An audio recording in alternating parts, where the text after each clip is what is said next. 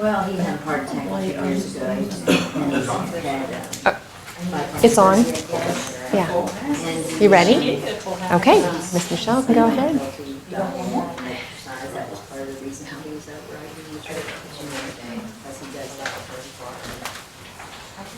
Hi. Come on in. Start.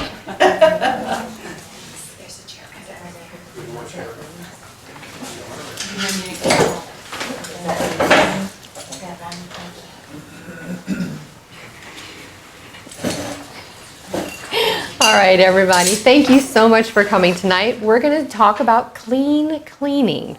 How do we clean our homes without adding toxins into our homes? If we're working here and we're working very hard to clean ourselves, we're working hard to detox, we're working hard to get healthy, the last thing we want to do is make our interior environment toxic. And that's what we're going to talk about today.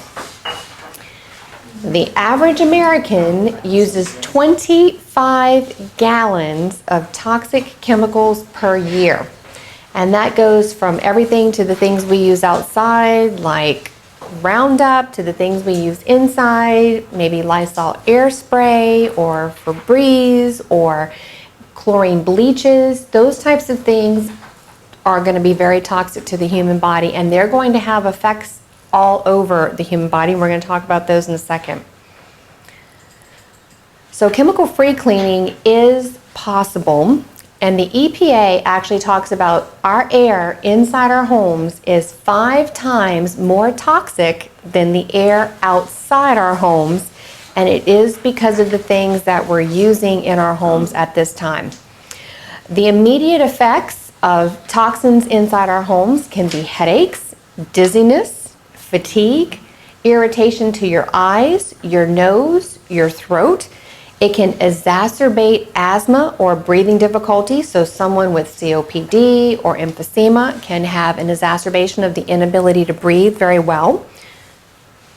Long-term effects, and they are actually talking about people who use these chemicals long-term, or even the household cleaners that we have, the young ladies and young men who come into our homes and clean more than just one home at a time, cleaning multiple homes in a day.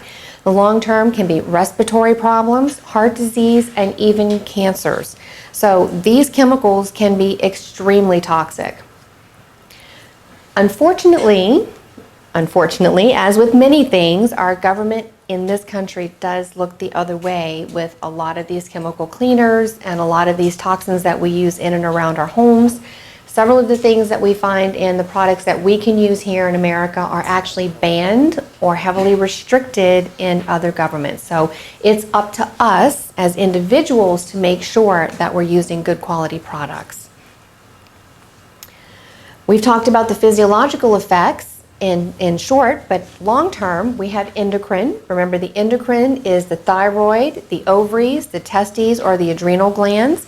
So endocrine disruptors, things that are going to interrupt the communication between our organ systems, which produce hormones, and the pituitary and hypothalamus, which are responsible for regulating these hormones. Neurotoxicities, so this is not a great thing. Bacterial resistance is big.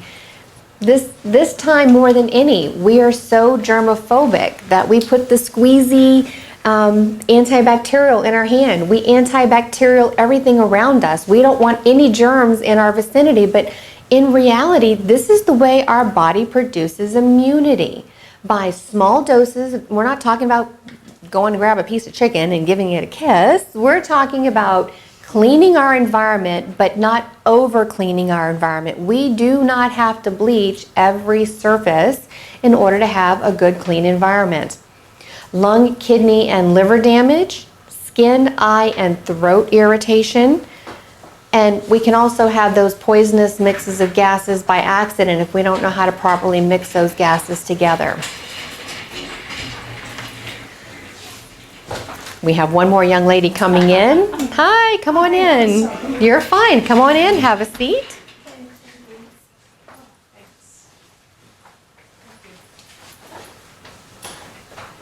So phthalates are esters. They're used as plasticizers to make things plastic, and they're used in our cosmetics. And We know that they're endocrine disruptors. We know we're not supposed to heat anything in plastic. We know that we're not supposed to keep our plastic water bottles outside. Plastics are meant to stay cool, and the products in those plastics are meant to stay in a cool environment. We do not want to ever heat any type of plastic and use the product inside that plastic. So think about all the things that we have outside in the heat. What about those things that we put on top of our skin in the summertime? Sunscreens. The water bottles that we carry around and we leave in our car for 10 minutes, we're only going to be out of the car for 10 minutes, and yet the heat inside of our car is extreme. And so we're releasing those toxins into those products that we're using. PRCs are mostly used in dry cleaning solutions. They're used for spot removers, carpet cleaners, and upholstery cleaners, and they can be neurotoxins. We have things in our dishwashing, and the ammonias are antibacterial, and this goes back to us killing every single bacteria in our environment. Well, we're not only reducing our body's ability to mount a proper immune response to these things, but we're also putting toxins into our environment. Butyl oxyethanol, like window cleaners, multi-purpose cleaners. Every time you spray these, have we not coughed and choked and sputtered? It's because it's irritating, right? We spray them around, and then after they're clean, we're like, well, that smells okay. So we have to really be aware that our body's cough mechanism is telling us, I don't like this product. This isn't good for me. Ammonias can be very damaging to the lung tissue and our breathing.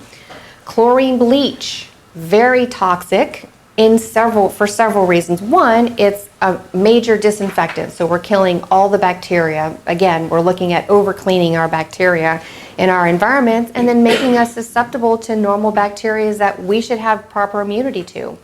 Two, it's very toxic to our respiratory system. Breathing in chlorine is very bad for our respiratory system, causes a lot of irritation.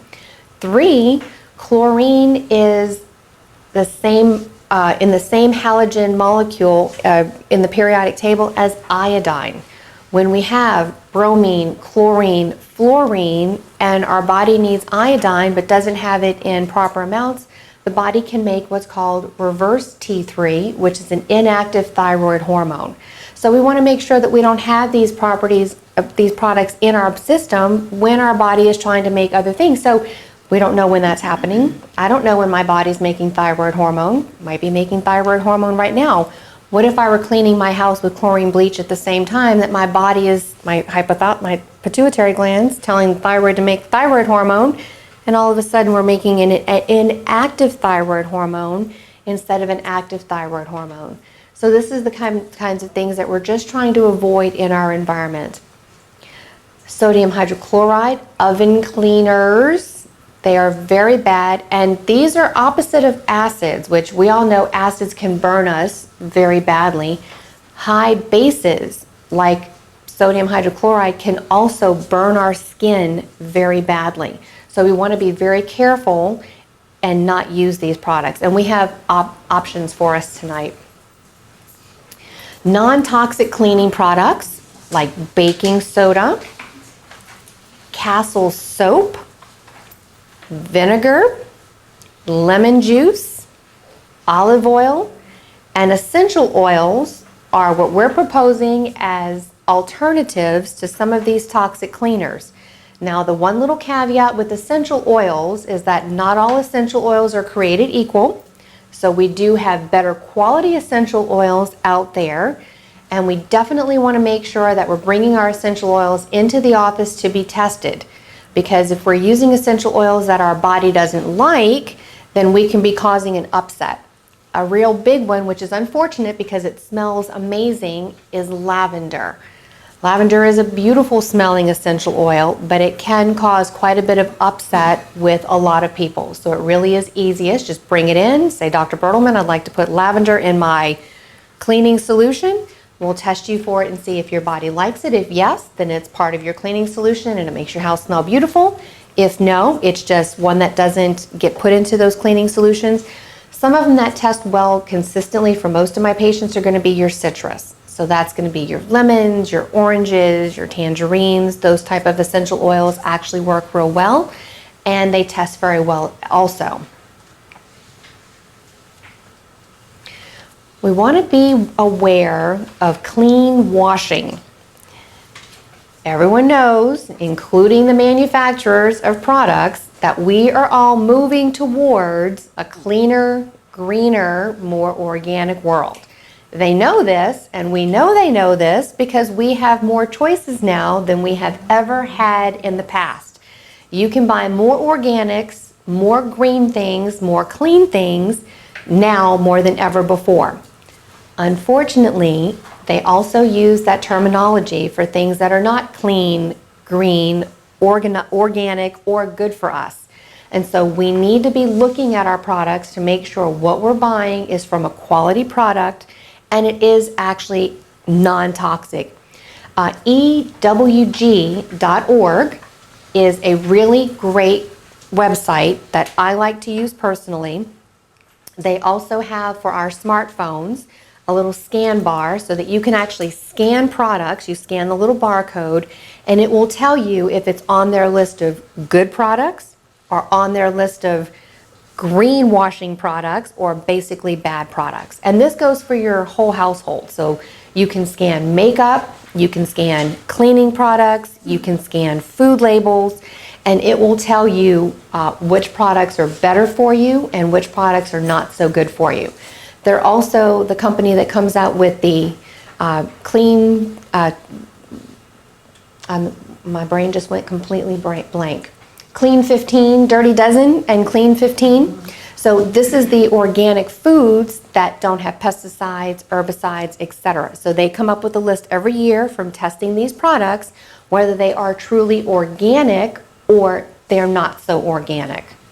It's just a great website.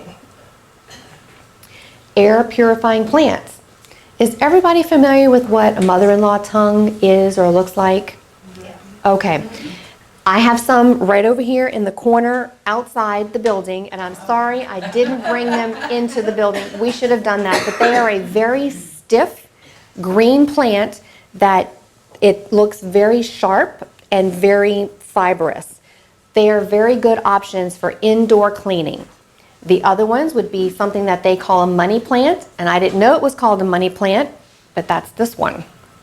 I had no idea.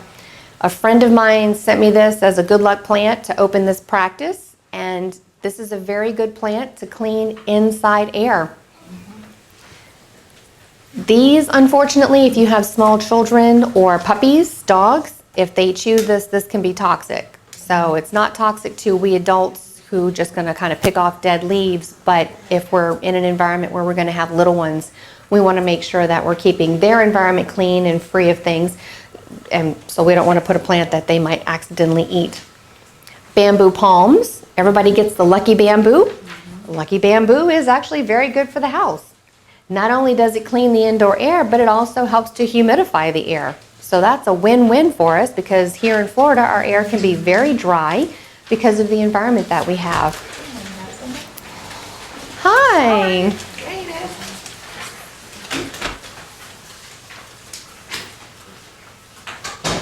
Citronella plants can be put outside.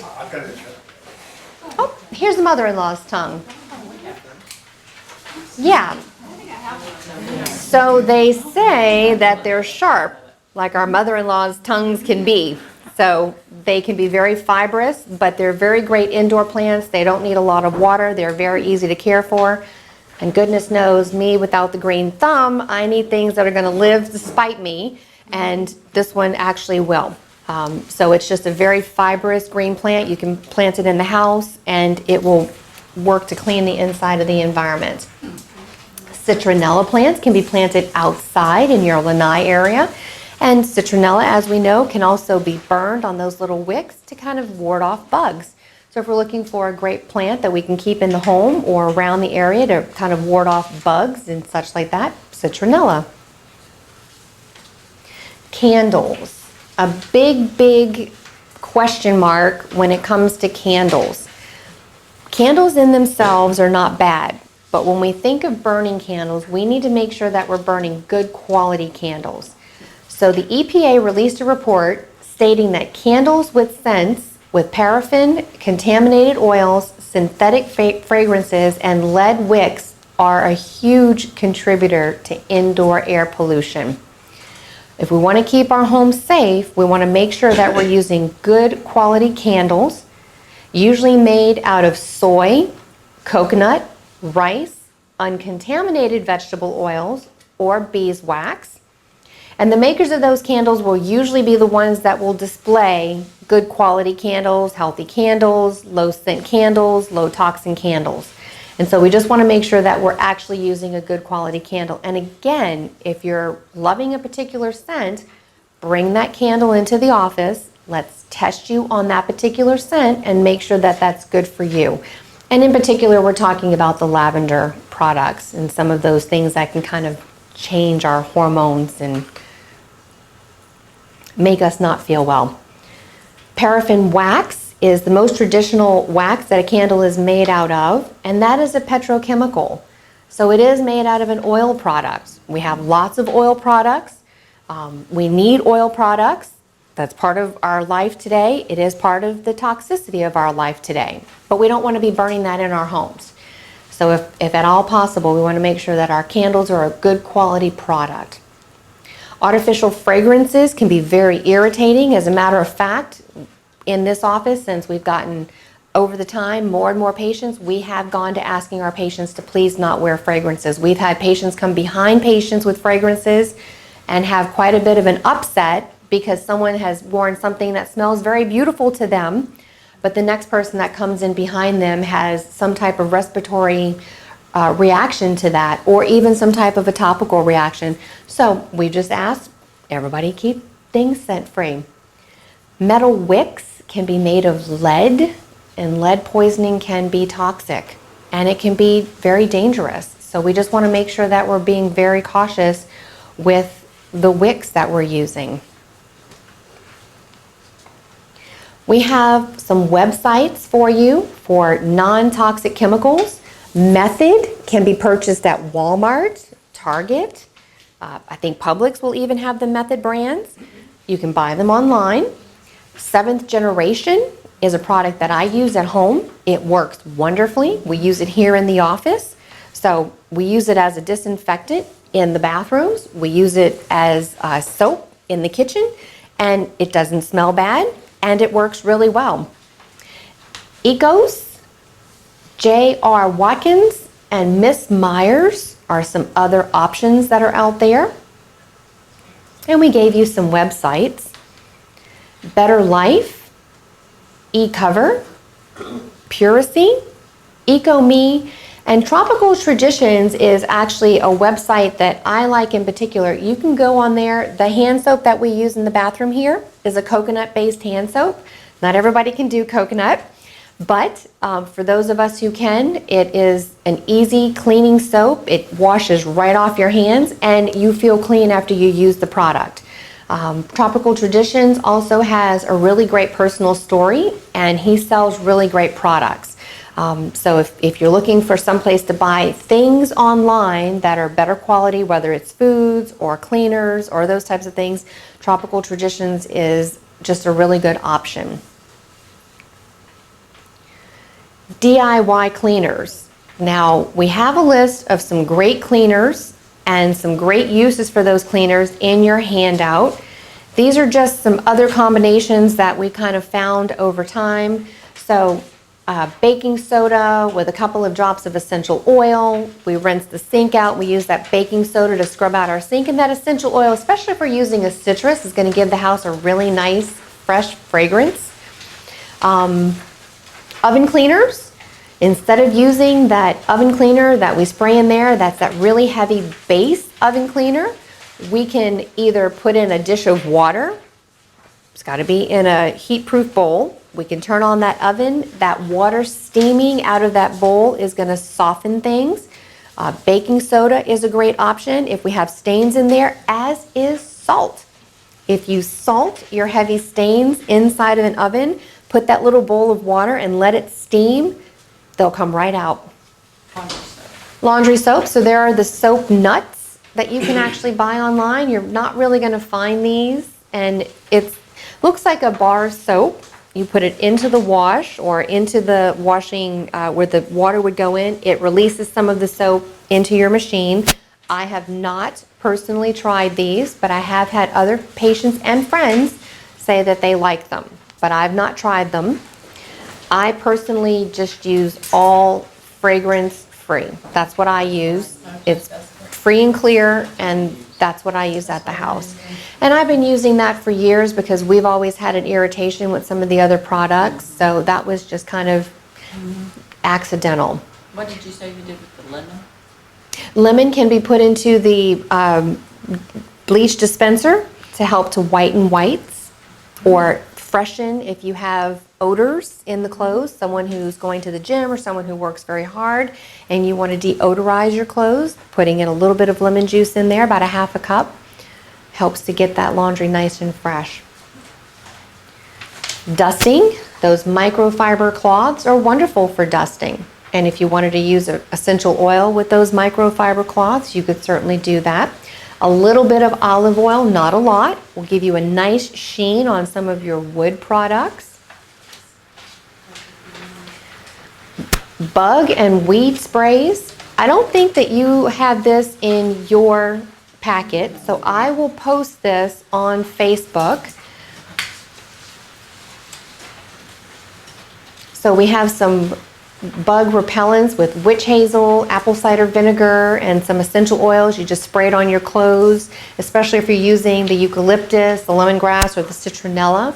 That will help to repel bugs if you're outside. I do use this weed killer. It's a half a gallon of vinegar. Not this one. This one. A half a gallon of vinegar, a half a cup of salt, but I use Epsom salt, and a little bit of dish soap. I use Dawn dishwashing liquid. It works like a charm. Which one did you want? The one before that, yes. Okay.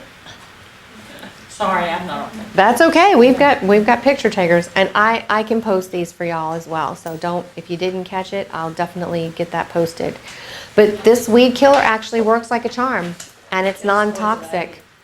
It kills poison ivy? There you go. Well, then it's a great product. If we want to dispose of our chemicals, normally what we end up doing is throwing them in the garbage, and we kind of hope that they don't leach into our water.